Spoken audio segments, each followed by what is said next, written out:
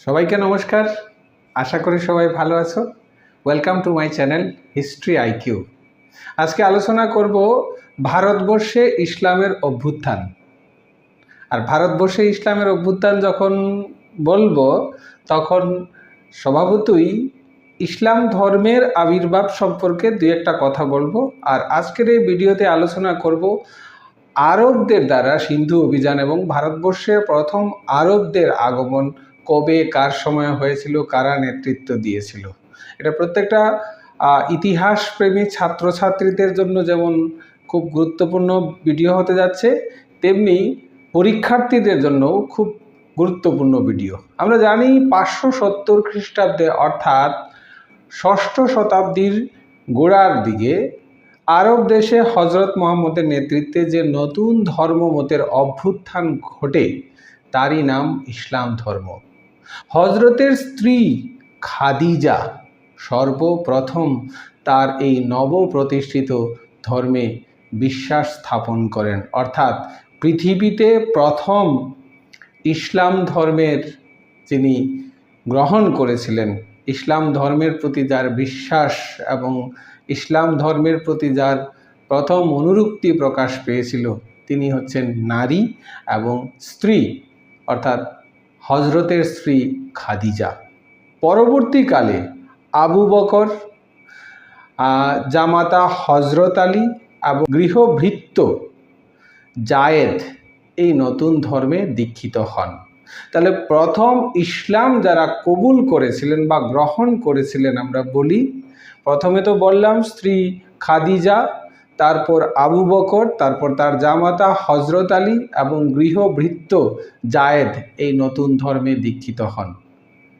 আশ্চর্যের বিষয়, হজরতের মৃত্যুর প্রায় 20 বছরের মধ্যে আরব জাতি সমগ্র বিশ্বে যথা সিরিয়া, মিশর, প্যালেস্টাইন, পারস্য প্রভৃতি দেশে আধিপত্য বিস্তার করতে শুরু করে, বিশেষ করে মধ্যপ্রাচ্যে।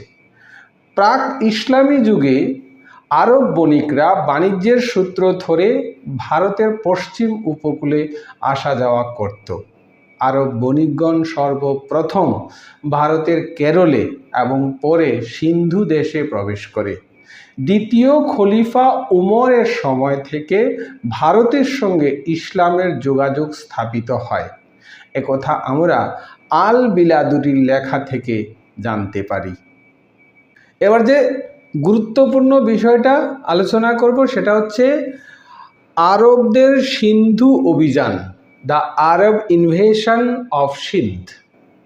ভারতে সিন্ধু প্রদেশে আরব বিজয়ের কাহিনী আরবি ভাষায় রচিত চাচনামা এবং মীর মোহাম্মদ মাসুম রচিত তারিখ-ই-সিন্ধ নামক গ্রন্থ থেকে জানা যায়।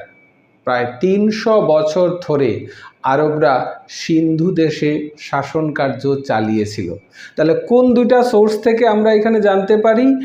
আরবি ভাষায় রচিত চাচনামা। কোন ভাষায়? আরবি ভাষায়। চাচনামা এবং মীর মোহাম্মদ মাসুম রচিত তারিখ-ই-সিন্ধ। তারিখ-ই-সিন্ধ কিন্তু আরবি ভাষায় লেখা। তাহলে আরবরা কতদিন সিন্ধু দেশে শাসন কার্য পরিচালনা করত? প্রায় 300 বছর ধরে। দ্বিতীয় খলিফা উমরের শাসনকালেই, অর্থাৎ 634 থেকে 644 পর্যন্ত দ্বিতীয় খলিফা উমর শাসন করেছেন। তার সময়ে প্রথম আরব অভিযান আরম্ভ হয়। ইরাকের শাসনকর্তা হজ্জাজ প্রথম মুসলমান রাজনীতিক যিনি ভারতবর্ষের সিন্ধু দেশের বিরুদ্ধে অভিযানের পরিকল্পনা গ্রহণ করেন। কে ছিলেন? হজ্জাজ। কোন জায়গার শাসনকর্তা? ইরাকের শাসনকর্তা। হজ্জাজের প্রথম দুটি সামরিক অভিযান কিন্তু ব্যর্থ হয়। শেষ পর্যন্ত হজ্জাজের ভ্রাতুষ্পুত্র এবং তার জামাই মোহাম্মদ বিন কাসিমকে 711 এবং 12 খ্রিস্টাব্দে এক বিশাল সেনাবাহিনী সহ সিন্ধু রাজ্য আক্রমণের উদ্দেশ্যে প্রেরণ করেছিলেন। 712 খ্রিস্টাব্দে রাওয়ের যুদ্ধে মোহাম্মদ বিন কাসিম সিন্ধুর ব্রাহ্মণ মন্ত্রী চাচ এর পুত্র দাহিরকে পরাজিত ও নিহত করে দেবল বন্দর সহ সিন্ধু দেশ জয় করেন।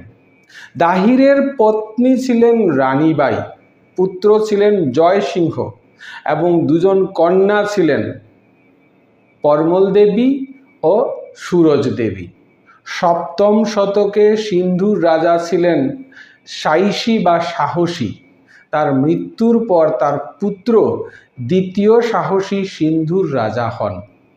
দ্বিতীয় সাহসীর মৃত্যুর পর তার ব্রাহ্মণ মন্ত্রী চাচ সিংহাসনে বসলে সিন্ধুতে ব্রাহ্মণ রাজবংশের শাসন প্রতিষ্ঠিত হয়। দ্বিতীয় সাহসী সময়কালে সিন্ধুর রাজধানী ছিল আলোর নগরী, আর বর্তমানে এই আলোর নগরীকে বলা হয় রোরি। ঐতিহাসিক স্ট্যানলি ল্যান্ডপুল আরবদের সিন্ধু বিজয়ের প্রসঙ্গে বলেছেন, ভারত ও ইসলামের ইতিহাসে একটি সামান্য ঘটনা মাত্র, একটি নিষ্ফল যুদ্ধ জয় এবং ইতিহাসে একটি বন্দা বিজয় কাহিনী। দাহিরকে ভারতবর্ষের ইতিহাসে আরবীয়দের বিরুদ্ধে লড়াইয়ের প্রথম শহীদ বলা যেতে পারে। তাহলে ভারতবর্ষে আরবীয়দের বিরুদ্ধে শহীদ কে ছিলেন? দাহির।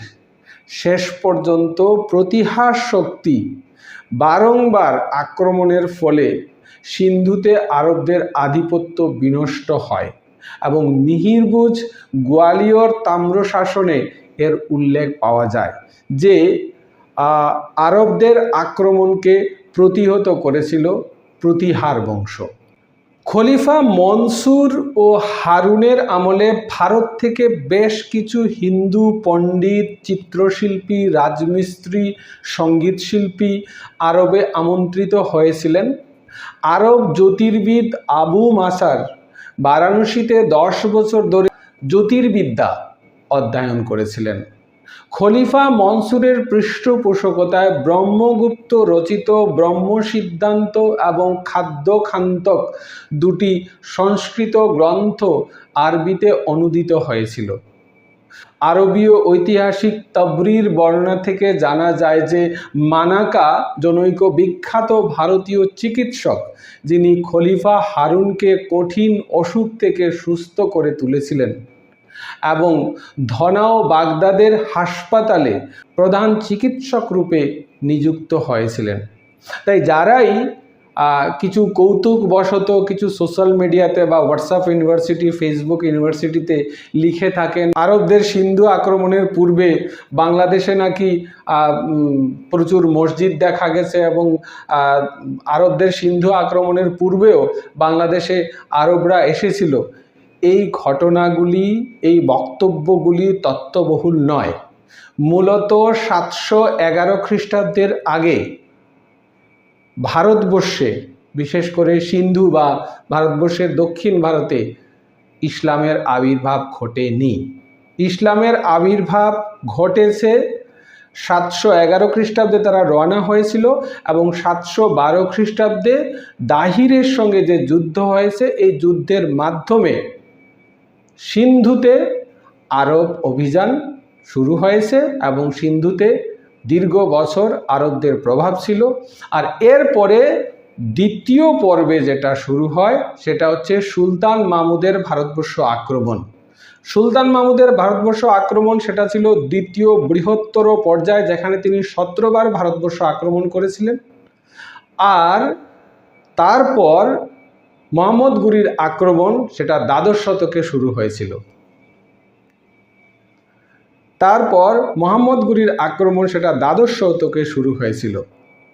তাহলে মোহাম্মদ গুরির আক্রমণ, যেখানে তিনি তরাইনের প্রথম যুদ্ধে পরাজিত হয়েছিলেন 1191 খ্রিস্টাব্দে, 1192 খ্রিস্টাব্দে তরাইনের দ্বিতীয় যুদ্ধে পৃথ্বীরাজ চৌহানকে তিনি পরাজিত করে তার একনিষ্ঠ অনুচর কুতুবউদ্দিন আইবককে তিনি ভারতের শাসনভার দিয়েছিলেন।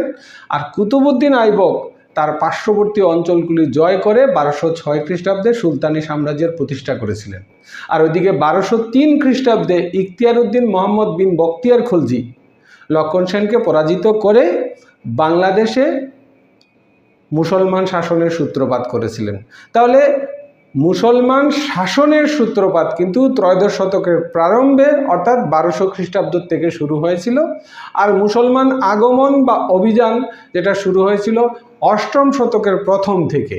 এ নিয়ে কোনো সন্দেহ থাকার কথা নয়, এটা ইতিহাস স্বীকৃত সোর্সগুলি থেকে নেওয়া হয়েছে। আজকের ভিডিওটা এইটুকুই। পরবর্তী ভিডিওতে ভারতবর্ষে সুলতান মাহমুদের আক্রমণ এবং মোহাম্মদ ঘুরির আক্রমণ নিয়ে আলোচনা করব। ভিডিওটা যদি ভালো লাগে অবশ্যই লাইক করবেন, শেয়ার করবেন, চ্যানেলে নতুন হলে চ্যানেলটা সাবস্ক্রাইব করবেন। সবাইকে নমস্কার, জয় হিন্দ, বন্দে মাতরম।